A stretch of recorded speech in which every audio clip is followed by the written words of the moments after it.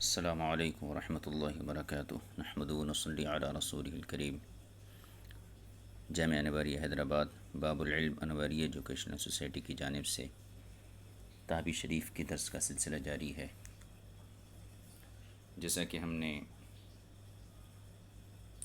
اسی باب کے آغاز میں باب الوضوئی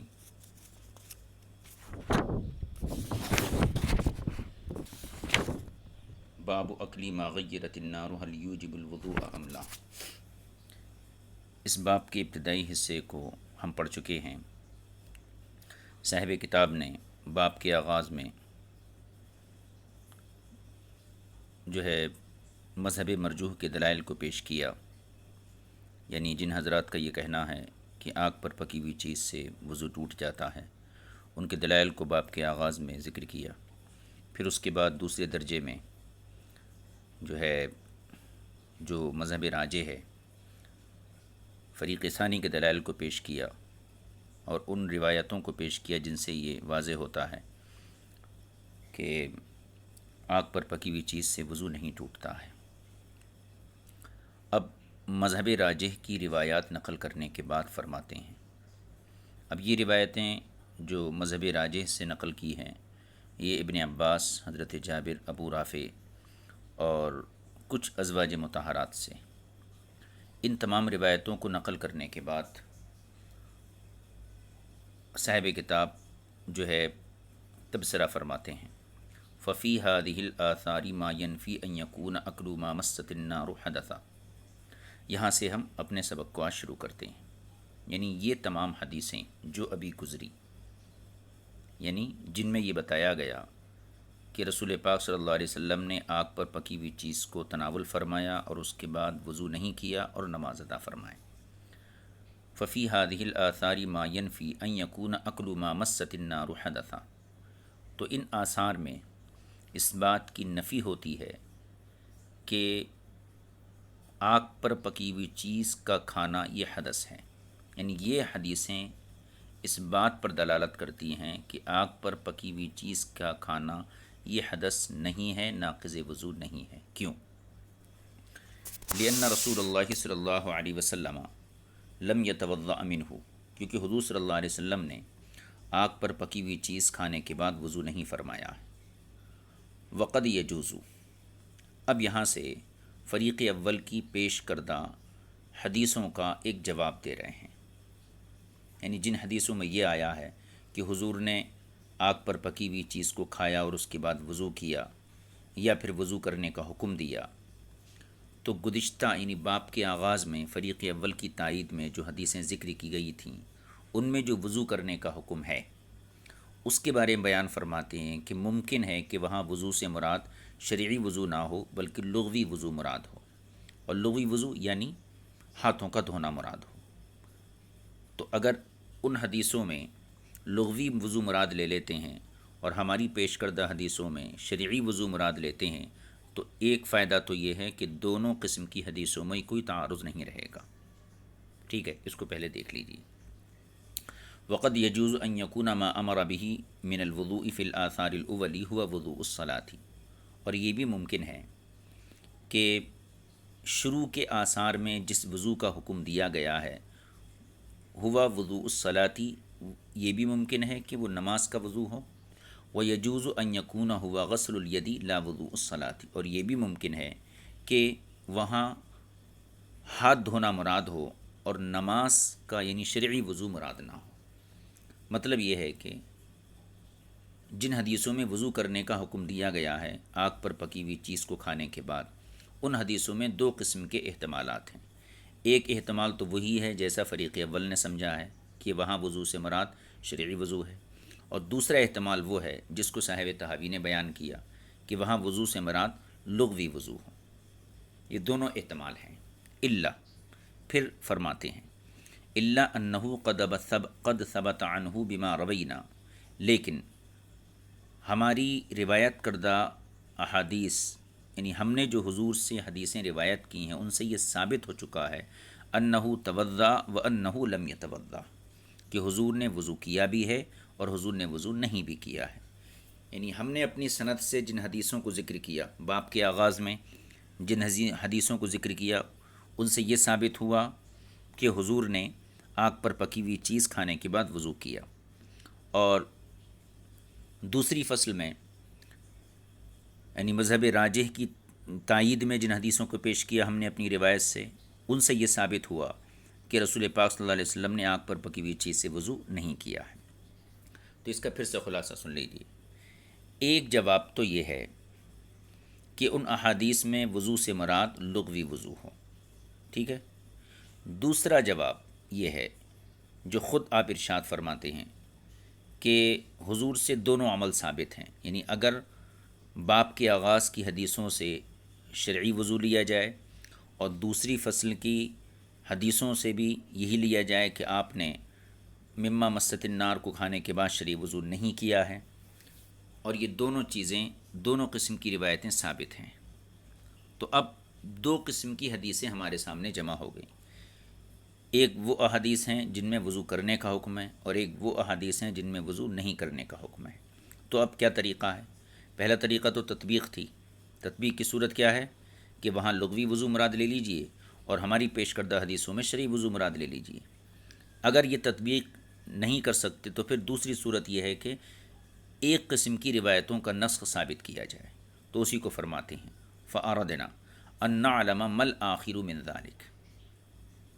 اب یہاں سے گویا کہ مذہب راجح کی ترجیح بیان کر رہے ہیں کہ ہم نے چاہا کہ ہم اس بات میں غور کریں کہ حضور کے دونوں فعلوں میں سے کون سا فعل بعد کا ہے، وضو کرنا یہ بات کا ہے یا وضو نہیں کرنا یہ بات کا ہے۔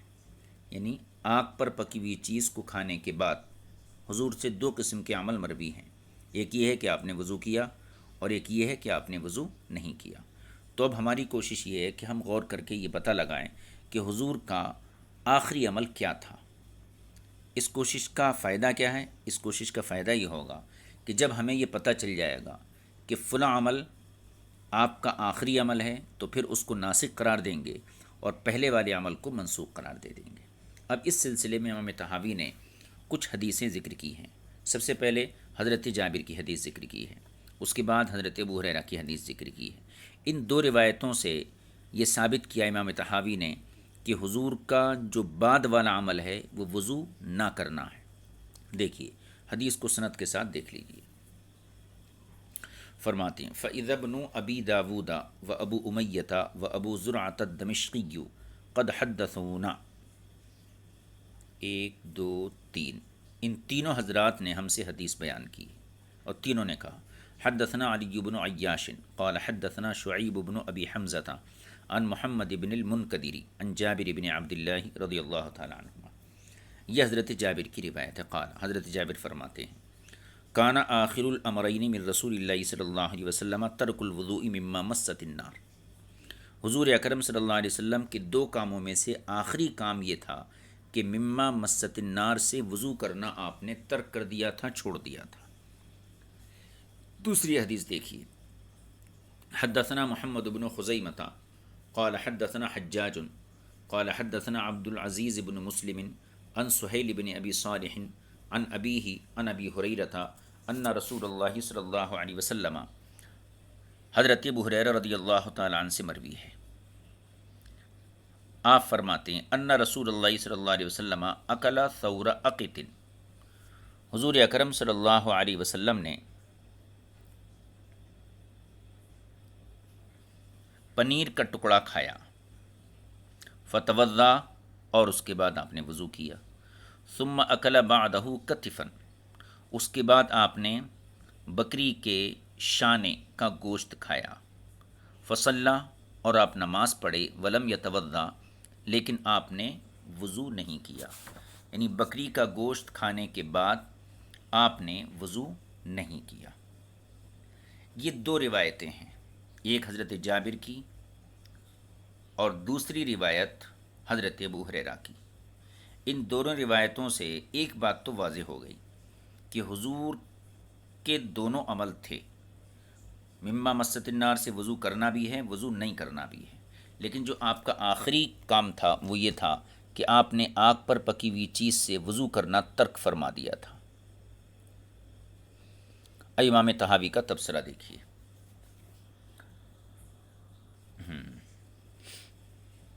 फरमाते हैं फ़थबत बिमा ज़करना अन्न आखिर अमरैन मिन रसूलिल्लाहि सल्लल्लाहु अलैहि वसल्लम हुवा तर्कुल वुज़ूइ मिम्मा ग़य्यरतिन नार।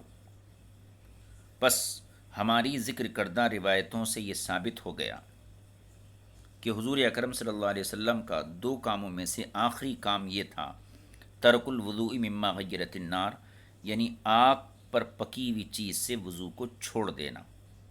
व अन्ना मा खालफ़ ज़ालिका फ़क़द नुसिख़ बिल फ़िअल व अन्ना मा खालफ़ ज़ालिक, और हुजूर के इस अमल के जो रिवायत मुखालिफ आती है, यानी जिसमें यह है कि आपने आग पर पकी हुई चीज़ से वज़ू किया है, तो जो भी रिवायत इसकी मुखालिफ आती है फ़क़द नुसिख़ बिल फ़िअल, तो हुजूर के बाद वाले अमल से वो काम मनसूख हो चुका है। हादा इन काना मा अमरा बिही मिनल वुज़ूइ युरीदु बिही वुज़ू अस्सलाती। इमाम तहावी कहते हैं कि ये नस्ख और ये तकरीर नस्ख की उस वक्त होगी जबकि बाप के आगाज़ में पेश करदा हदीसों में वज़ू से मुराद लुग़वी वज़ू ना हो बल्कि शरई वज़ू हो, नमाज का वज़ू हो। जब तो हम एक किस्म की हदीसों का नस्ख साबित करेंगे और दूसरी हदीसों को नासिख साबित करेंगे।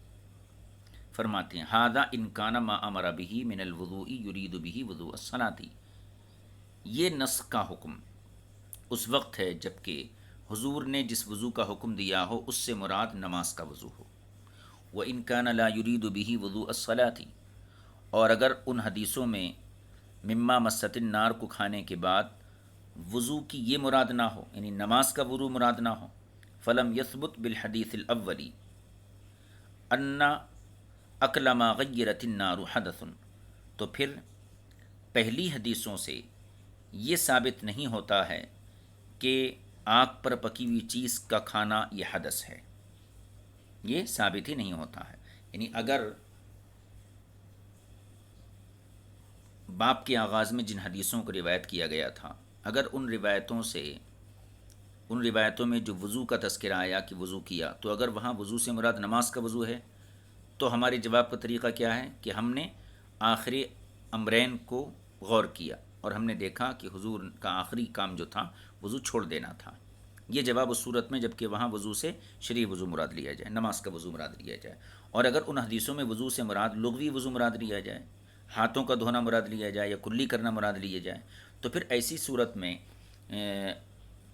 किताब के आगाज़ में जो हदीसें ज़िक्र की हैं उनसे ये साबित नहीं होता है कि मिम्मा ग़य्यरतिन नार ये नाक़िज़ वज़ू है। फ़सबत बिमा ज़करना बितस्हीह हादिहिल आसारी अन्ना अकला मा मस्सतिन नारु लैसा बिहदसिन।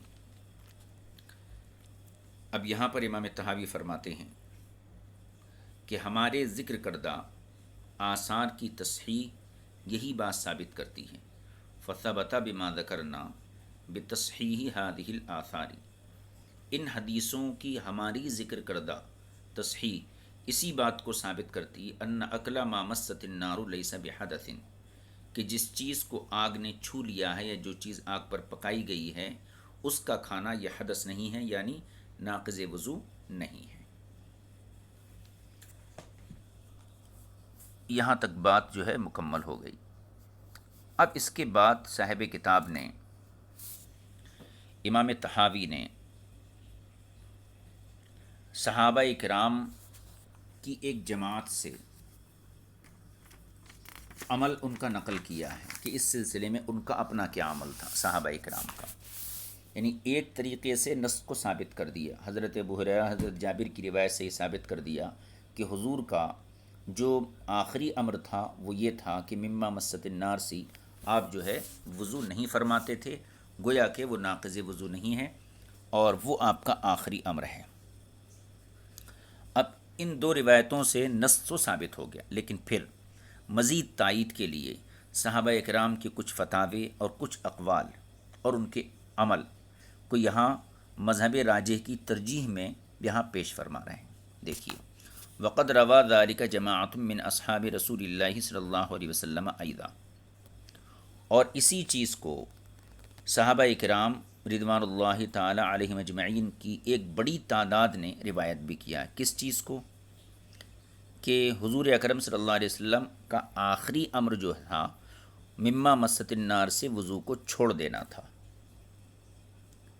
ٹھیک ہے، تو اب یہ آثار اور یہ حدیث صحابہ کی جو روایتیں پیش کر رہے ہیں، یہ دراصل نص کی دلیل کے طور پر پیش کر رہے ہیں. یعنی دو ہی صورتیں ہیں، یا تو پہلی والی حدیثوں کو آپ منسوخ سمجھیے ان حدیثوں کے ذریعے، یا پھر پہلی والی حدیثوں کو لغوی وضو پر محمول کیجیے. اب یہ امام طحاوی نے کچھ روایتیں یہاں ذکر کی ہیں، ان کو دیکھ لیتے ہیں. پہلی روایت، حدثنا ابو بکرۃ قال حدثنا ابو داود قال حدثنا رباح بن ابی معروف عن عطاء عن جابر، پھر یہاں سے تحویل سند ہے. وحدثنا ابو بکرۃ قال حدثنا ابو داود قال حدثنا هشام عن ابی الزبیر عن جابر، پھر تحویل سند.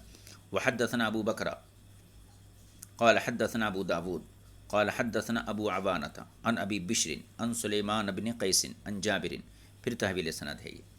وحدثنا ابو بکرۃ قال حدثنا ابراہیم بن بشار قال حدثنا سفیان عن عمرو بن دینار عن جابر، پھر تحویل سند. وحدثنا ابو بکرۃ وحدثنا یونس قال حدثنا سفیان عن عمرو عن جابر، پھر تحویل سند ہے.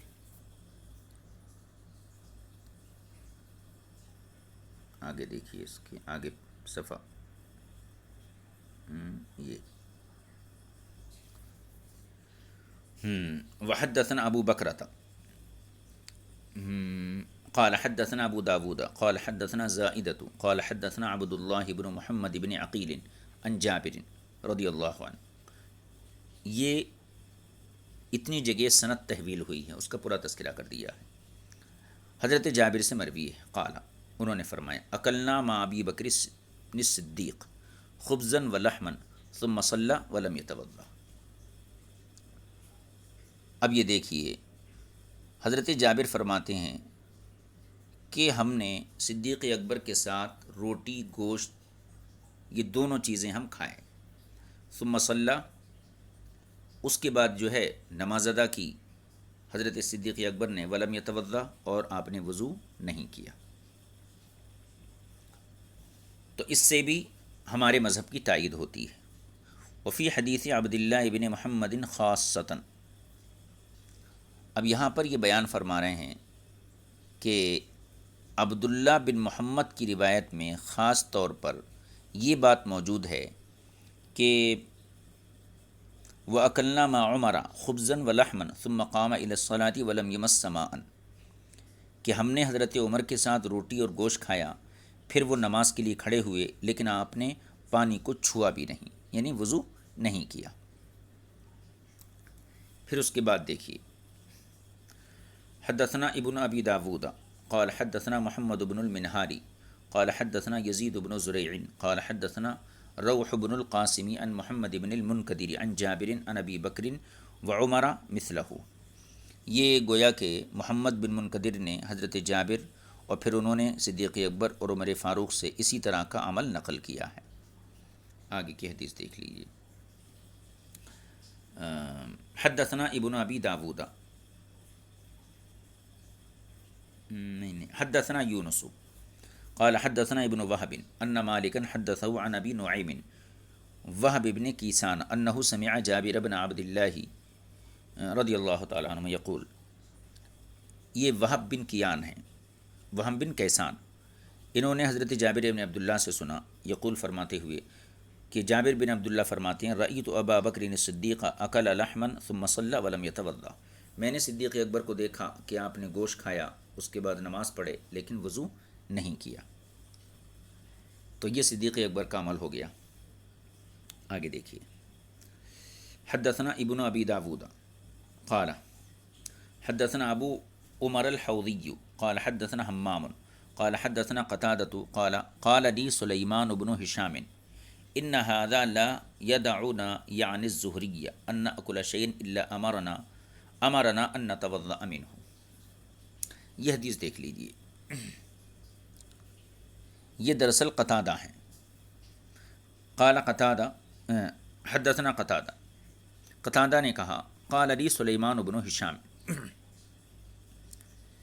کہ مجھے سلیمان بن ہشام نے یہ بات بتائی کہ ان ھذا، یہ یعنی کون؟ امام زہری. ان ھذا لا یدعنا، یہ ہمیں نہیں چھوڑتے ہیں. ان نأکل شیئا الا امرنا ان نتوضأ منہ، کہ اگر ہم کچھ کھائیں تو ضرور ہمیں یہ وضو کرنے کا حکم دیتے ہیں، یعنی اگر ہم کوئی چیز یہ ہمیں کھلاتے ہیں تو پھر ہمیں وضو کرنے کا بھی حکم دیتے ہیں۔ کون؟ زہری۔ فقلت، تو یہ کہتے ہیں کہ میں نے سألت عنہ سعید بن المسیب، میں نے اس سلسلے میں حضرت سعید بن مسیب سے پوچھا، فقال، تو انہوں نے فرمایا اذا اکلتہ فہو طیب لیس علیک فیہ وضوء، کہ جب تم آگ پر پکی ہوئی کوئی چیز کھاؤ تو وہ طیب ہے، لیس علیک فیہ وضوء، اور اس میں تمہارے اوپر وضو لازم نہیں ہے، فاذا خرج فہو خبیث علیک علیک فیہ الوضوء، اور جب کوئی چیز تمہارے بدن سے نکلے تو چونکہ وہ خبیث اور نجس ہوتی ہے، اس لیے اس صورت میں تم پر وضو ہے۔ یہ کون فرمائے؟ سعید بن مسیب۔ ہاں، فاذا خرج، ہاں ٹھیک، فقال ما اراکما الا قد اختلفتما، اب یہ کہتے ہیں سلیمان بن ہشام کہ میں کیا دیکھ رہا ہوں کہ تم دونوں اس سلسلے میں اختلاف کرتے ہو، ایک زہری اور ایک قتادہ، تم دونوں کا اس سلسلے میں اختلاف ہے۔ فہل بالبلد من احد، تو کیا شہر میں کوئی ایسا شخص ہے جس سے مطلب میں یہ مسئلہ پوچھ سکوں، اختلاف ختم ہو سکے؟ فقلت، تو میں نے کہا، یہ قتادہ کہتے ہیں، میں نے کہا اقدم رجل فی جزیرۃ العربی، کہ ہاں جزیرہ عرب کا ایک سب سے بڑا عالم ہے۔ قال من ہوا، کہا وہ کون ہے؟ قلت عطا، تو میں نے کہا وہ عطا ہیں۔ فارسل فجیء بہ، چنانچہ ان کی طرف پیغام بھیجا گیا اور ان کو بلایا گیا۔ فقال، اور ان سے فرمایا، ان ھذین قد اختلفا علی فما تقول، کہ یہ دونوں حضرات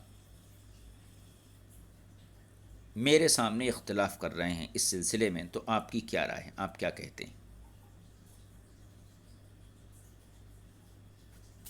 فما تقول، تو آپ کیا کہتے ہیں؟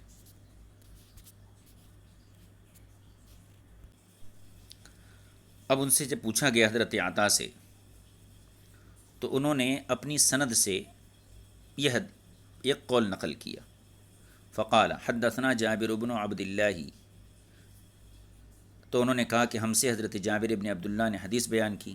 ثم ذکر عن ابی بکر الصدیق مثلہ، پھر انہوں نے ابو بکر صدیق سے اسی طرح کی روایت ذکر کی۔ حدثنا محمد بن عبد اللہ بن میمون قال حدثنا الولید بن مسلم عن الاوزاعی، ولید بن مسلم نے اوزاعی سے، اور انہوں نے عطا سے، اور عطا کہتے ہیں ان عطاء قال، عطا کہتے ہیں حدثنی جابر انہ رأى ابا بکر فعل ذلك، کہ مجھ سے حضرت جابر نے حدیث بیان کی کہ انہوں نے حضرت صدیق اکبر کو ایسا ہی کرتے ہوئے دیکھا ہے۔ آگے حدیث دیکھ لیجیے۔ تو یہاں پر گویا کہ عطا نے صدیق اکبر کے عمل کو ذکر کیا کہ وہ جو ہے آنکھ پر پکی ہوئی چیز کو کھانے کے بعد اس کو حدث نہیں سمجھتے تھے اور وضو نہیں کرتے تھے۔ آگے کی حدیث دیکھیے۔ حدثنا ابو بکرۃ قال حدثنا ابو الولید قال حدثنا شعبۃ عن حماد ومنصور وسلیمان ومغیرہ عن ابراہیم ان ابن مسعود وعلقمة خرجا من بیت عبد اللہ مسعود یریدان الصلاة۔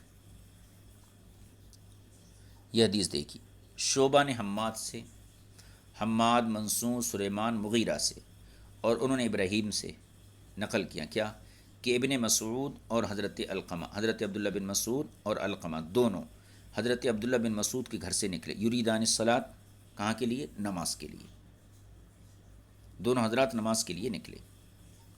فجیء بقصعة من بیت علقمہ، اتنے میں ان کے لیے حضرت علقمہ کے گھر سے ایک پیالہ گوشت کی سریت کا لایا گیا۔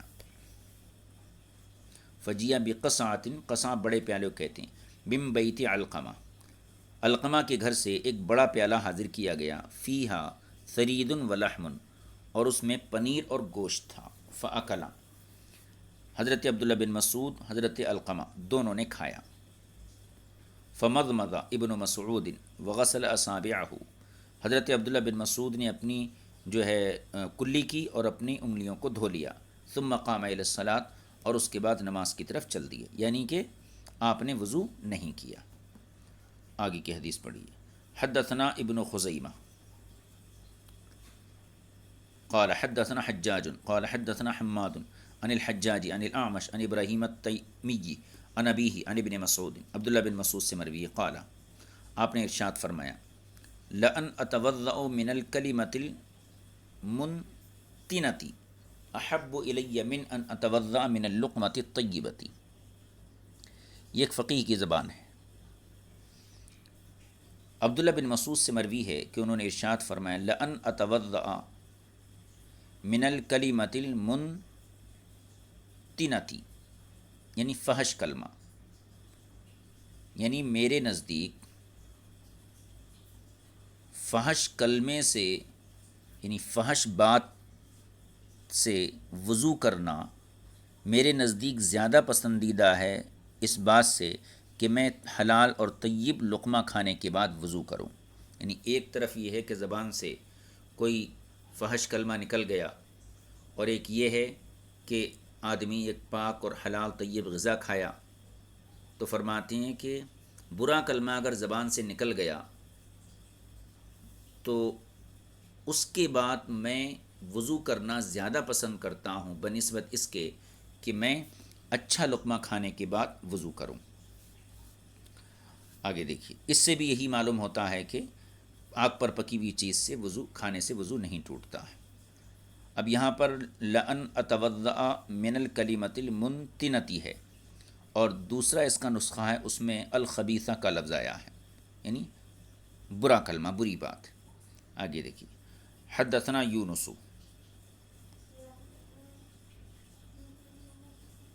قال اخبرنا ابن وهب ان مالكا حدثه عن محمد بن المنكدر وصفوان بن سليم انهما اخبراه عن محمد بن ابراهيم بن الحارث التيمي عن ربيعة بن عبد الله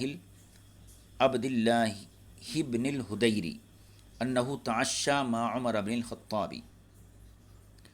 ربیعہ بن عبداللہ بن حدیر ان سے مروی ہے کہ کہتے ہیں انہ تعشى مع عمر بن الخطاب، کہ انہوں نے حضرت عمر بن خطاب رضی اللہ تعالیٰ عنہ کے ساتھ شام کا کھانا کھایا۔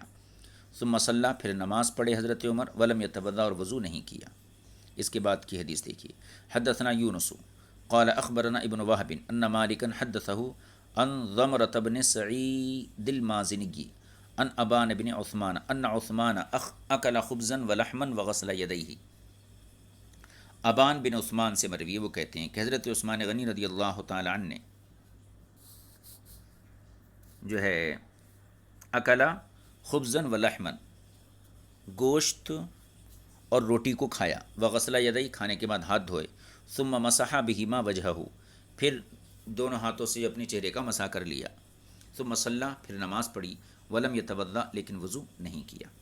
اور حدیث دیکھیے۔ حدثنا ابن ابی داود قال حدثنا ایوب بن سلیمان بن بلال قال حدثني ابو بکر بن ابی اویس عن سلیمان عن عتبۃ بن مسلم عن عبید بن حنین قال رأیت عثمان اتی بثرید۔ عبید بن حنین سے مروی ہے، یہ کہتے ہیں کہ میں نے دیکھا کہ حضرت عثمان غنی رضی اللہ تعالی عنہ کے پاس سرید لائی گئی، سرید لایا گیا، فاکلا، آپ نے اس سے کھایا، ثم تمزمزہ، پھر کلی کی، ثم غسل یدہ، پھر اپنے ہاتھ کو دھو لیا، ثم قام فصلی بالناس ولم یتوضأ، پھر آپ کھڑے ہوئے لوگوں کو نماز پڑھائی، لیکن آپ نے وضو نہیں کیا۔ آگے کی حدیث دیکھیے۔ حدثنا ابو بکرۃ قال حدثنا ابو الولید قال حدثنا شعبۃ عن ابی نوفل بن ابی اقرب الکتانی قال رأیت ابن عباس، یہ کہتے ہیں کہ میں نے حضرت عبداللہ بن عباس کو دیکھا۔ کون؟ ابو نوفل بن ابی اقرب الکنانی، یہ کہتے ہیں رأیت ابن عباس، میں نے عبداللہ بن عباس کو دیکھا، اکل خبزا رقیقا ولحما، حضرت عبداللہ بن عباس نے، رقیق مانا پتلی روٹی کو آپ چپاتی کہہ سکتے ہیں، حضرت عبداللہ بن عباس نے چپاتی روٹی گوشت کے ساتھ کھائی، حتیٰ سال الودق علی اصابعہ، یہاں تک کہ چربی ان کی انگلیوں پر بہنے لگی، حتیٰ سال الودق علی اصابعہ، یعنی گوشت کی چربی ان کی انگلیوں پر بہنے لگی، فغسل یدہ وصلی المغرب، آپ نے جو ہے اپنے ہاتھوں کو دھویا اور نماز مغرب ادا فرمائی۔ آگے دیکھیے، حدثنا ابو بکرۃ قال حدثنا عثمان بن عمر قال حدثنا اسرائیل ان، آگے اس کی سند ہے، ہاں، طارق ان سعید بن جبیر ان ابن عباس اتیا بجفنۃ من ثرید ولحم عند العصر، سعید بن جبیر سے مروی ہے کہ حضرت عبداللہ بن عباس کے پاس جو ہے ایک کٹورا لایا گیا، یہ کہہ لیجیے ایک پیالہ لایا گیا، ایک بڑا پیالہ لایا گیا، اور اس کے اندر جو ہے سرید اور گوشت، یہ دو چیزیں تھیں۔ عند العصری، عصر کا وقت تھا، فاکل منہا، عبداللہ بن عباس نے اس سے کھایا، فاتی بماء فغسل اطراف اصابعہ، اور پانی آپ لایا گیا، پانی طلب کیا تو آپ نے پانی سے اپنی انگلیوں کی کناروں کو دھو لیا جہاں جہاں گویا کہ سالن لگا ہوا تھا، ثم صلی ولم یتوضا، پھر آپ نماز پڑھے اور آپ نے وضو نہیں کیا۔ یہ حدیث ہو گئی ہے۔ اس کے بعد 2-3 حدیثیں روایتیں اور ہیں، اس کے بعد امام طحاوی کا تبصرہ آپ دیکھیں گے۔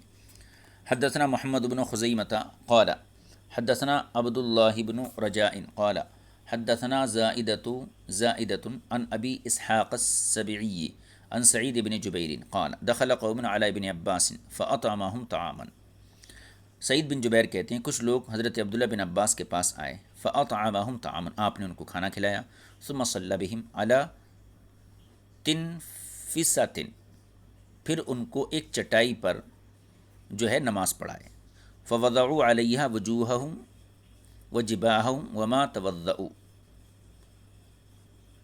اور انہوں نے اسی چٹائی پر اپنے چہرے اور پیشانیاں رکھیں، وما توضؤوا، اور ان حضرات نے وضو نہیں کیا۔ اس سے مطلب کیا ہے؟ مطلب یہ ہے کہ اسی چٹائی پر جو ہے سالن وغیرہ کے نشانات جگہ جگہ موجود تھے، لیکن اس پر چہرے بھی رکھے ہوئے تھے نماز کے دوران، پیشانیاں بھی رکھے ہوئے تھے، لیکن کسی نے جو ہے اس کو کھانے کے بعد وضو نہیں کیا۔ آگے دیکھیے، حدثنا ابو بکرۃ قال حدثنا ابو داود قال حدثنا المسعودی عن سعید بن ابی بردۃ عن ابی قال قال ابن عمر لابی ہریرہ، عبداللہ بن عمر نے، یہ سعید بن ابی بردہ اپنے والد ابو بردہ سے نقل کیا ہے اور انہوں نے ابن عمر سے نقل کیا، حضرت ابن عمر نے حضرت ابو ہریرہ سے کہا، کیا کہا؟ دیکھیے، قال ابن عمر لابی ہریرہ، عبداللہ بن عمر رضی اللہ تعالی عنہ نے ابو ہریرہ سے فرمایا، ما تقول فی الوضوء مما غیرت النار، آگ پر پکی ہوئی چیز سے وضو کے بارے میں آپ کیا فرماتے ہیں؟ قال توضأ من، ابو ہریرہ فرمایا اس سے وضو کرو، قال، تو ابن عمر نے فرمایا، فما تقول فی الدہن والماء المسخن یتوضأ منہ، کہ آپ جو ہے پھر تیل اور گرم پانی کے بارے میں کیا کہتے ہیں، اس سے وضو کیا جائے؟ یعنی پانی جو گرم ہوتا ہے وہ بھی آگ پر گرم ہوتا ہے، دہن تیل جو گرم ہوتا ہے وہ بھی آگ پر ہوتا ہے، تو آپ نے فرمایا گرم تیل اور گرم پانی کے بارے میں آپ کیا خیال ہے، آپ کیا کہتے ہیں اس کے بارے میں؟ فقال، تو حضرت ابو ہریرہ نے کہا، انت رجل من قریش انا رجل من دوس، یعنی گویا کہ اس جملے سے حضرت ابو ہریرہ نے حضرت ابن عمر رضی اللہ تعالی عنہ کی سمجھداری کی طرف اشارہ کیا اور کہا کہ تم ایک قریشی آدمی ہو اور میں قبیلہ دوس سے تعلق رکھتا ہوں، یعنی مطلب یہ تم مجھ سے زیادہ سمجھدار ہو۔ قال یا ابا ہریرہ، تو حضرت ابو ہریرہ سے ابن عمر نے فرمایا، لعلک تلتجئ الی ہذہ الآیہ بل ہم قوم خصفون، شاید آپ جو ہیں اس آیت کی طرف پناہ لے رہے ہیں، یعنی اس آیت کا سہارا لے رہے ہیں۔ آگے دیکھیے حدیث، حدثنا روح بن الفرج قال حدثنا یوسف بن عدی قال حدثنا ابو الاحوص عن حسین عن مجاہد قال ابن عمر، حضرت مجاہد سے مروی ہے کہ ابن عمر رضی اللہ تعالیٰ عنہ نے فرمایا لا تتوضا من شیء تأکلہ، جس چیز کو کھاؤ اس سے وضو مت کرو۔ حدثنا ابن خزیمہ قال حدثنا حجاج قال حدثنا حماد عن ابی غالب عن ابی امامہ، حضرت ابو امامہ یہ بھی صحابی ہیں، ان سے مروی ہے انہ اکل خبزا ولحما فصلی ولم یتوضا، حضرت ابو امامہ سے مروی ہے کہ آپ نے روٹی اور گوشت کو کھایا، فصلی اور نماز پڑھے، ولم یتوضا اور وضو نہیں کیا، وقال اور ساتھ میں یہ بھی فرمایا الوضوء مما یخرج ولیس مما یدخل، وضو اس سے ہے جو چیز نکلتی ہے، ولیس مما یدخل جو چیز آپ بدن کے اندر داخل کرتے ہیں اس سے وضو نہیں ہے۔ اشارہ اسی بات کی طرف تھا کہ جو آپ کھاتے ہیں تو کھانے سے وضو نہیں ہے، نکلنے سے، خروج ریح وغیرہ سے یا بول وغیرہ سے، کیونکہ یہ چیزیں نکلنے والی ہوتی ہیں، تو جو چیز نکلتی ہے وہ نجس ہوتی ہے، جو اپن کھاتے ہیں وہ حلال و طیب ہوتی ہے، تو جو بدن کے اندر داخل کی جاتی ہے چیز، اس کے داخل کرنے سے، اس کے کھانے سے وضو نہیں ٹوٹتا ہے، بلکہ جو نکالی جاتی ہے چیز اس سے وضو ٹوٹتا ہے۔ اب امام طحاوی کا تبصرہ سنیے۔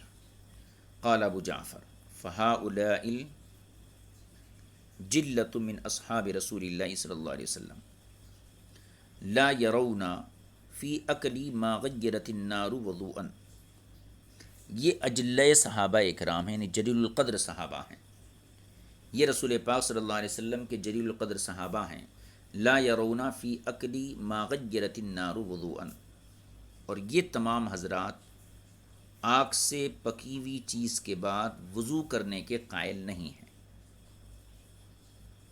ٹھیک ہے، تو ایک طرف تو امام طحاوی نے ان حدیثوں کا نسخ ثابت کیا جن میں یہ آیا ہے کہ آگ پر پکی ہوئی چیز کھانے کے بعد وضو کرنا ہے، ان کا نسخ ثابت کیا آپ نے حضرت جابر، حضرت ابو ہریرہ کی روایت سے۔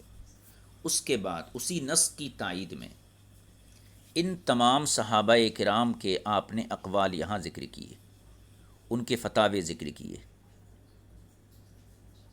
اب اس میں کس کس کے فتاوے ہیں؟ مثلا ابو بکر ہیں، اس میں حضرت عمر ہیں، عثمان ہیں، حضرت عبداللہ بن عباس ہیں، عبداللہ بن عمر ہیں، حضرت ابو امامہ ہیں، ایسے جلیل القدر صحابہ کے فتاوے آپ نے گویا نسخ کی تائید میں ذکر کیے۔ اب یہاں سے آپ مزید تائید پیش کر رہے ہیں، اب فرماتے ہیں وقد روی عن آخرین منہم مثل ذلك ممن قد روی عنہ عن رسول اللہ صلی اللہ علیہ وسلم انہ امر بالوضوء مما غیرت النار فمن ذلك۔ اب یہاں سے نص کی تائید کا ایک نیا انداز ہے، اور فرماتے ہیں کہ وہ صحابہ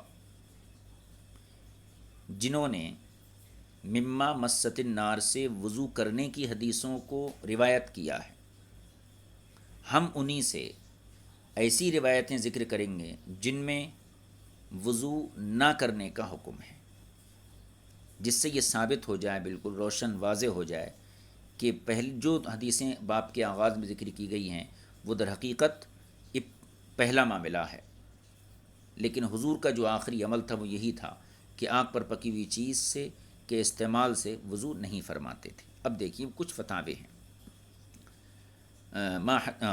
کہنا چاہیے فمن ذالک، اور انہی میں سے ما حدثنا سلیمان بن شعیب قال حدثنا بشر بن بکر قال حدثنا الوزاعی قال حدثني اسامة بن زید اللیثی قال حدثني عبد الرحمن بن زید الانصاری قال حدثني انس بن مالک۔ یہ حضرت انس بن مالک ہیں، ان کی روایت شروع میں گزر چکی ہے، اور اس میں یہ تھا کہ حضرت انس کی روایت میں کہ آگ پر پکی ہوئی چیز سے کو کھانے کے بعد وضو کیا جائے گا۔ اب انہی کی روایت اس کے برخلاف قال بینما انا و ابو طلحۃ الانصاری و ابی بن کعب اتینا بطعام سخن فاکلنا۔ انس بن مالک فرماتے ہیں کہ دیکھیے یہ ہے سند اس کی، انس بن مالک کہتے ہیں کہ میں قال بینما انا، میں اور ابو طلحہ انصاری، ابی بن کعب، ہم سب لوگ موجود تھے، اتینا بطعام سخن، اور ہمارے سامنے گرم کھانا پیش کیا گیا، یعنی آگ پر پکایا ہوا گرم کھانا لایا گیا۔ فاکلنا ہم نے کھایا، ثم قمت الی الصلاۃ پھر میں جو ہے نماز کی طرف چلا، فتوضأت اور میں نے وضو بھی کیا. کون کہہ رہے ہیں؟ حضرت انس بن مالک. فقال احدهما لصاحبه تو ان دونوں حضرات نے ایک دوسرے سے کہا، ابو طلحہ انصاری، ابی بن کعب، انہوں نے ایک دوسرے سے کہا عراقیۃ عراقیۃ کہ اے انس کیا تم عراقی بن گئے ہو؟ ثم انتہرانی پھر ان دونوں حضرات نے مجھے ڈانٹا. حضرت انس کہتے ہیں مجھے ان دونوں حضرات نے، کس نے؟ ابو طلحہ انصاری نے، ابی بن کعب نے مجھے ڈانٹا. فعلمت انہما افقہ منی تو میں سمجھ گیا کہ یہ دونوں حضرات دین کے مسائل سمجھنے میں مجھ سے زیادہ سمجھدار ہیں. اب یہاں سے دیکھیے، پہلے یہ حدیثیں پڑھ لیتے ہیں، اس کے بعد امام طحاوی کا جو ہے تبصرہ دیکھیں گے. یہ ایک فتویٰ ہو گیا کس کا؟ اب اس میں لوگ تو تین ہیں مگر حقیقت میں فتویٰ ابو طلحہ انصاری کا، ابی بن کعب کا ہے. دوسرا، حدثنا یونس قال حدثنا ابن وهب ان مالکا حدثه عن موسى بن عقبة عن عبد الرحمن بن زید الانصاری ان انس بن مالک قدم من العراق ثم ذكر مثله وزاد فقام ابو طلحہ وابی فصلیا ولم يتوضأ. یہ دیکھیے اس حدیث میں کیا ہے؟ عبد الرحمن بن زید انصاری ہیں، یہ کہتے ہیں کہ حضرت انس بن مالک عراق سے تشریف لائے. ان انس بن مالک قدم من العراق، انس بن مالک جو ہے عراق سے تشریف لائے. ثم ذکر مثلہ پھر اسی کی طرح حدیث بیان کی. وزادہ لیکن اس سند میں یہ اضافہ تھا، فقام ابو طلحہ و ابی، اس کے بعد یعنی کھانا کھانے کے بعد ابو طلحہ اور ابی کھڑے ہوئے. فصلیہ ان دونوں نے نماز پڑھی. ولم یتوضأ اور وضو نہیں کیا ان دونوں حضرات نے.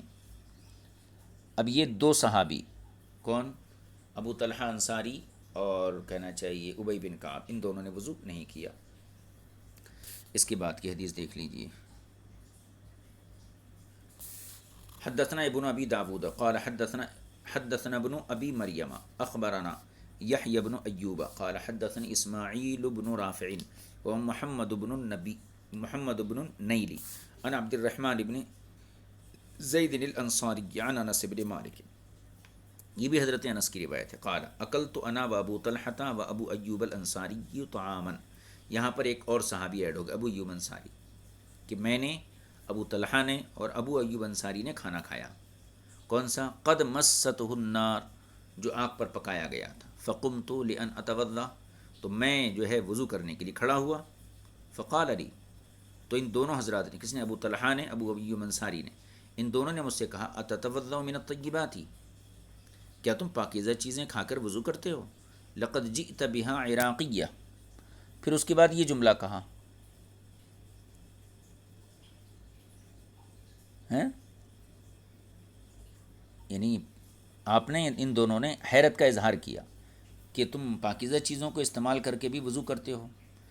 اور یہاں پر لقد جئت بها عراقیہ کہ شاید تمہارے اندر عراقیت کا کچھ اثر آ گیا ہے. اب یہ تین سندوں کے ساتھ، ایک دو تین سندوں کے ساتھ حضرت انس کا عمل اور ابو طلحہ انصاری، دوسرے ابو ایوب انصاری اور تیسرے ابی بن کعب، کیونکہ اوپر والی سند میں ابی بن کعب ہیں، ابو طلحہ انصاری ہیں، اور دوسری سند میں ابو طلحہ انصاری اور ابو ایوب انصاری ہیں. تو یہ گویا کہ تین صحابی ہو گئے. ان تین صحابہ کا عمل امام طحاوی یہاں ذکر کرے.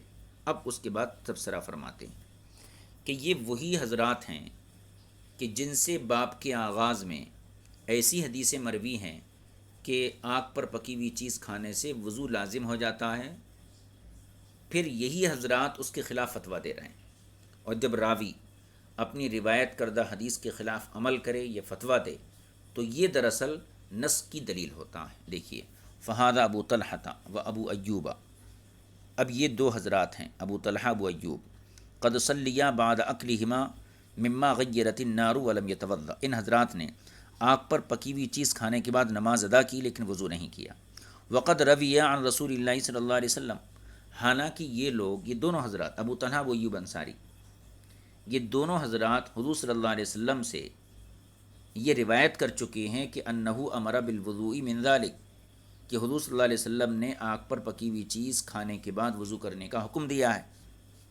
کہاں روایت کر چکے ہیں؟ فیما قد روینا عنہما فی ھذا الباب، کہ اسی باب کے شروع میں ہم نے ان سے 2 روایتیں ذکر کی ہیں۔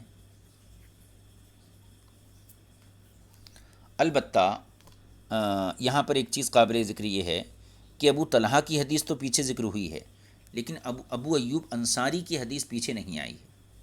تو اس کے بارے میں یہ عرض ہے کہ اگرچہ اس کتاب میں ابو ایوب انصاری کی حدیث نہیں ہے، لیکن دوسرے مقامات پر جو ہے ابو ایوب انصاری کی حدیث ذکر کی گئی، یعنی ان سے بھی ایسی روایت موجود ہے۔ اب دیکھیے، تو فرماتے ہیں کہ ابو طلحہ ہیں، ابو ایوب ہیں، ان دونوں حضرات نے آگ پر پکی ہوئی چیز کھانے کے بعد جو ہے نماز پڑھی مگر وضو نہیں کیا، حالانکہ یہی حضرات حضور سے یہ نقل کر چکے ہیں کہ آگ پر پکی ہوئی چیز کھانے کے بعد وضو کرنا ہے۔ فہذا لا یکون عندنا، تو یہ ہمارے نزدیک نہیں ہو سکتا، یعنی ایک صحابی اپنی روایت کردہ حدیث کے خلاف عمل کریں اور فتویٰ دیں، یہ ہمارے نزدیک نہیں ہو سکتا، ورنہ صحابی کی عدالت ساقط ہو جائے گی۔ مگر کب؟ الا وقد ثبت نسخ ما قد رویا عن النبی صلی اللہ علیہ وسلم من ذلک عندہما، مگر یہ اسی وقت ہو سکتا ہے جب کہ ان دونوں حضرات کے نزدیک حضور صلی اللہ علیہ وسلم سے جو روایتیں انہوں نے روایت کی، جو مروی ہیں، ان کا نسخ ان کے نزدیک ثابت ہو گیا ہو۔ جب تک ان کا نسخ ثابت نہیں ہوگا، جب تک صحابی اس کے خلاف عمل نہیں کریں گے۔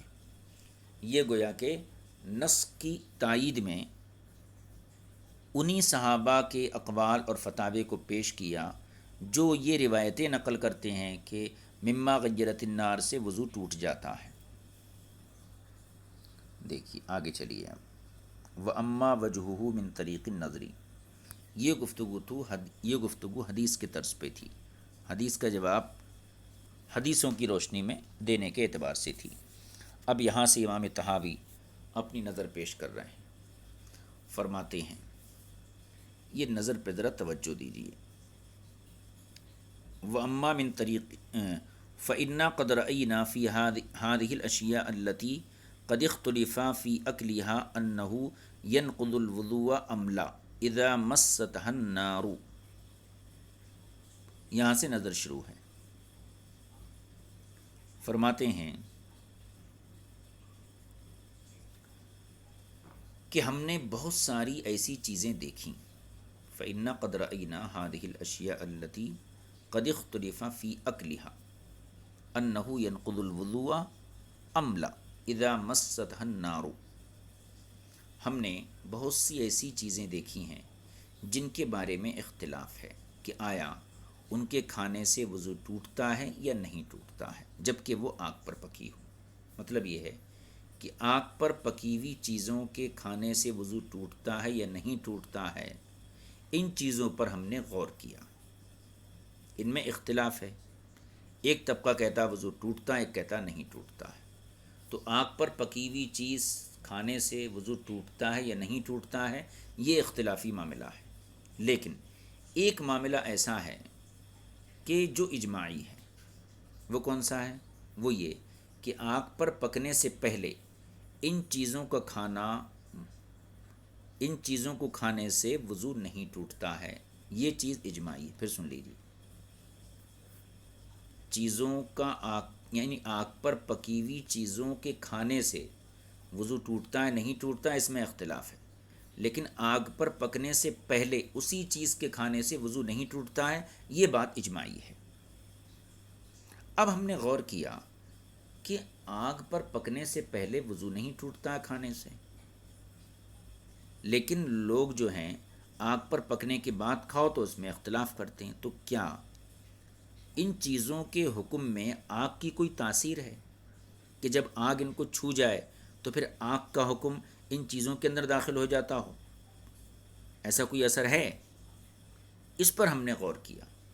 جب ہم نے صاف پانی کو دیکھا، تازہ پانی ہے، اس سے ہر قسم کی فرض عبادت ادا کی جا سکتی ہے، اس سے وضو کیا جا سکتا ہے۔ پھر ہم نے دیکھا کہ اس پانی کو گرم کریں، جب ہم نے آگ پر گرم کیا تو گویا کہ آگ نے اس کو چھو لیا۔ تو آگ پر گرم ہونے کے بعد بھی پانی اپنی طہارت کا وہی حکم رکھتا ہے جو آگ پر گرم ہونے سے پہلے رکھتا تھا۔ یعنی آگ کے چھو جانے سے پانی کے اندر کوئی نیا حکم منتقل نہیں آیا، اور آگ نے پکانے کی وجہ سے پانی کے اندر کوئی نیا حکم پیدا بھی نہیں کیا۔ تو اس سے کیا پتہ چلا کہ آگ کا کوئی اثر، کوئی حکم اس شے میں منتقل نہیں ہوتا ہے۔ لہٰذا قیاس کا تقاضا یہی ہے کہ جب آگ پر پکنے سے پہلے وہ چیزیں کھانے سے وضو نہیں ٹوٹتا ہے، تو آگ پر پکنے کے بعد کھانے سے بھی وضو نہیں ٹوٹنا چاہیے۔ کیوں؟ اس لیے کہ آگ کا کوئی حکم ان چیزوں کے اندر منتقل نہیں ہوتا ہے۔ یہ نظر ہے، اس کا ترجمہ کر لیجیے۔ امام طحاوی کہتے ہیں فَإِنَّا قَدْ رَأَيْنَا هَذِهِ الْأَشْيَاءَ الَّتِي قَدْ اخْتُلِفَ فِي أَكْلِهَا أَنَّهُ يَنْقُضُ الْوُضُوءَ أَمْ لَا إِذَا مَسَّتْهَا النَّارُ۔ ہم نے ایسی بہت سی چیزوں کو دیکھا جن کے بارے میں اختلاف آیا ہے کہ ان کے کھانے سے وضو ٹوٹتا ہے یا نہیں جبکہ وہ آگ سے پکی ہوئی ہوں۔ وقد اجمع، اور اس بات پر اجماع ہے، ان اکلها قبل مماست النار ایاها لا ينقض الوضوء، کہ آگ کے چھو جانے سے پہلے ان چیزوں کو کھانے سے وضو نہیں ٹوٹتا، اس پر اجماع ہے۔ فاردنا، لہٰذا ہم نے چاہا ان ننظرا، کہ ہم غور کریں، هل للنار حکم یجب فی الاشیاء اذا ماستها، کیا آگ کا کوئی ایسا حکم ہے جو چیزوں میں ضروری ہو جاتا ہے جب آگ اس کو چھو لیتی ہے؟ فینتقل به حکمها الیہا، اور چھو جانے سے آگ کا حکم ان چیزوں کی طرف منتقل ہو جاتا ہے۔ تو ہم نے اس پر غور کیا۔ فرأینا الماء القراح طاہرا، تو ہم نے دیکھا تازہ پانی یہ پاک ہے، تؤدی به الفروض، اور اس سے وضو کرنے کے بعد فرائض ادا کیے جا سکتے ہیں اور کیے جاتے ہیں۔ ثم رأینا، پھر ہم نے غور کیا، اذا سخنا، اگر پانی کو گرم کر دیا جائے، فصار مما قد مسته النار، تو اب یہ پانی وہ ہو گیا کہ جو آگ پر پکا لیا گیا۔ تو ان حکمہ فی طہارتہ علی ما کان علیہ قبل مماست النار ایاہ، تو آگ پر پکائے جانے کے بعد بھی طہارت کے سلسلے میں اس کا وہی حکم ہے جو آگ پر پکائے جانے سے پہلے تھا۔ وَأَنَّ النَّارَ لَمْ تُحْدِثْ فِيهِ حُكْمًا، اور آگ نے پانی کے اندر کوئی نیا حکم پیدا نہیں کیا کہ يَنْتَقِلُ بِهِ حُكْمُهُ إِلَى غَيْرِ مَا كَانَ عَلَيْهِ فِي الْبَدَءِ، کہ اس کا حکم منتقل ہو جائے اس غیر کی طرف جس پر وہ آغاز میں تھا، یعنی پانی میں جو اس کا پانی کا حکم آگ پر پکنے سے پہلے جو تھا وہ کیا تھا، اس سے فرائض ادا کر سکتے ہیں، اور پانی آگ پر پکنے کے بعد بھی اس کا وہی حکم ہے۔ تو آگ پر پکنے کے بعد پانی کا حکم اس حکم کے غیر کی طرف منتقل نہیں ہوا کہ جو حکم ابتدا میں تھا۔ فلما کان ما وصفنا كذلك، تو جب معاملہ ایسا ہی ہے جیسے ہم نے ذکر کیا، کان فی النظری، تو قیاس کا تقاضا یہ ان الطعام الطاہر الذي لا يكون اكله قبل ان تمسه النار حدثا، کہ وہ پاک کھانا وہ پاک غذا، طعام کا معنی ہے غذا، کر لیجیے، وہ پاک غذا کہ جس کا کھانا آگ پر پکنے سے پہلے حدث نہیں ہے، ٹھیک ہے۔ اذا مسته النار، جب اس کو آگ چھو لے، لا تنقلہ عن حالہ، تو وہ آگ کا چھونا اس کھانے کو اس کی اصلی حالت سے منتقل نہیں کرے گا، ولا تغیر حکمہ، اور نہ اس کے حکم کو متغیر کرے گا، ویکون حکمہ بعد مسیس النار ایاہ، اور اس کھانے کا حکم آگ پر پکنے کے بعد بھی ویسا ہی رہے گا کہ حکم ہی قبل ذالک، جیسے کہ آگ پر پکنے سے پہلے تھا، قیاساً و نظراً علی مبینہ، ہمارے ذکر کردہ مقدمات پر قیاس کرتے ہوئے، وہو قول ابی حنیفہ و ابی یوسف و محمد بن الحسنی، اور یہی ان ائمہ ثلاثہ، امام اعظم، امام ابی یوسف اور امام محمد بن حسن شیبانی رحمہم اللہ کا مسلک ہے۔ اب اس کے بعد یہاں سے صاحب کتاب نے ایک نیا اختلاف، اور کہیے کہ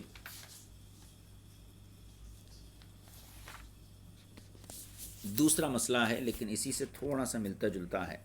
یہ گزشتہ باب ہو گیا، اس باب کے اندر جو بنیادی چیزیں ذکر کی ہیں اس کو میں ایک بار اعادہ کر دیتا ہوں، اور وہ بات یہ ہے کہ جس چیز کو آگ پر پکایا گیا ہے اس کے کھانے سے وضو ٹوٹتا ہے یا نہیں ٹوٹتا ہے۔ اس سلسلے میں جو اختلافات تھے ان اختلافات کو امام طحاوی نے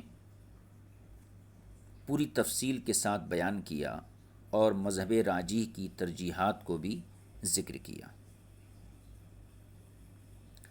اس سلسلے میں بنیادی باتیں جو تھیں وہ ہم نے باب کے آغاز میں، جب اس باب کا آغاز کیا تھا، اسی دن کے سبق میں اس کی بنیادی باتیں، اختلافات اور کس کس کا کیا کیا اختلاف ہے، یہ ساری چیزیں اسی وقت ذکر کر دی گئی تھیں۔ اب چونکہ آج باب کا جو ہے اگر ممکن ہے اختتام ہو جائے گا، تو پھر ان چیزوں کا تھوڑا سا ہم اعادہ کر دیتے ہیں۔ دیکھیے، صحابہ کے دور میں ہی اس چیز میں اختلاف تھا۔ صحابہ کی ایک جماعت مما مست النار کو کھانے کے بعد یہ مانتی تھی کہ وضو ٹوٹ جاتا ہے، یعنی آگ پر پکی ہوئی چیز کا کھانا ناقض وضو ہے۔ ایک جماعت کا یہ قول صحابہ میں بھی تھا ہے، جس کے اندر ابو موسیٰ اشعری تھے اور حضرت انس، زید بن ثابت، حضرت عائشہ، ابو ہریرہ وغیرہ۔ دوسری جماعت ایسی تھی جو حضرات آگ پر پکی ہوئی چیز کو کھانے سے وضو لازم قرار نہیں کرتے تھے۔ ان میں خلفائے اربعہ، ابن عباس، ام سلمہ، حضرت ابو سعید خدری وغیرہ رضی اللہ تعالیٰ عنہ، یہ تمام حضرات تھے۔ صاحب کتاب نے ابتداً فریق اول کے دلائل کو ذکر کیا، اس کے بعد جو ہے فریق ثانی کے دلائل کو ذکر کیا۔ پھر فریق اول نے جو دلائل دیے تھے، جو حدیثیں بیان کی تھیں، ان کا معنی بیان کیا کہ وہاں پر وضو سے مراد دو احتمال ہیں۔ ایک احتمال تو یہ ہے کہ وضو سے مراد لغوی وضو مراد لیا جائے، اور دوسرا احتمال یہ ہے کہ شرعی وضو مراد لیا جائے۔ اگر لغوی وضو مراد لیتے ہیں تو پھر وہ حدیثیں آپ کے مسئلے کی تائید نہیں کر سکتی ہیں، اور اگر شرعی وضو مراد لیتے ہیں تو پھر ہمارے پاس بھی ایسے دلائل ہیں، ایسی روایتیں ہیں جن سے یہ ثابت ہوتا ہے کہ آگ پر پکی ہوئی چیز کھانے سے وضو نہیں ٹوٹتا ہے۔ تو ہم ان حدیثوں کو آپ کی حدیثوں کے مد مقابل لا کر کھڑا کر دیتے ہیں۔ پھر اس کے بعد آپ نے فرمایا کہ چونکہ حضور سے دونوں عمل ثابت ہیں، آپ نے آگ پر یعنی کھانا کھانے کے بعد وضو کیا بھی ہے اور نہیں بھی کیا ہے۔ جب دونوں عمل ثابت ہیں تو پھر یہ دیکھا جائے گا کہ حضور کا آخری عمل کون سا ہے۔ جو آخری عمل ہوگا اس کو ناسخ قرار دیا جائے گا، اور جو پہلے کا عمل ہوگا اس کو منسوخ قرار دیا جائے گا۔ تو اس سلسلے میں امام طحاوی نے سب سے پہلے حضرت جابر اور حضرت ابو ہریرہ کی دو روایتیں نقل کی۔ ان سے یہ ثابت کیا کہ حضور کا جو آخری عمل تھا وہ یعنی آگ پر پکی ہوئی چیز استعمال کرنے کے بعد وضو نہیں کرنا تھا۔ لہٰذا اس سے پتہ چلا کہ ابتدائے باب کی جو حدیثیں ہیں وضو کرنے والی، وہ ساری حدیثیں حضور کے اس عمل سے منسوخ ہو گئیں۔ پھر اس نص کی تائید میں صاحب کتاب نے صحابہ کرام کی ایک بڑی تعداد سے فتاوے اور ان کے اقوال نقل کیے۔ پھر نص کی مزید تائید کے لیے ان صحابہ کی روایتیں نقل کیں، جیسے حضرت جو ہے ابو طلحہ انصاری ہیں، حضرت ابی بن کعب ہیں، ان حضرات کی روایتیں نقل کیے، خاص طور پر ابو ایوب انصاری کی، کہ جن کی روایتیں باب کے آغاز میں آئی تھیں اس سلسلے میں کہ آگ پر پکی ہوئی چیز کھانے سے وضو لازم ہو جاتا ہے، پھر انہی کے فتاوے اس کے برخلاف نقل کیے، جس سے یہ روز روشن کی طرح واضح ہو گیا کہ پہلی والی حدیثیں منسوخ ہیں۔ سب سے اخیر میں امام طحاوی نے جو ہے قیاس پیش کیا، اور قیاس کا بھی یہی تقاضا ہے کہ آگ پر پکی ہوئی چیز سے وضو لازم نہیں ہونا چاہیے۔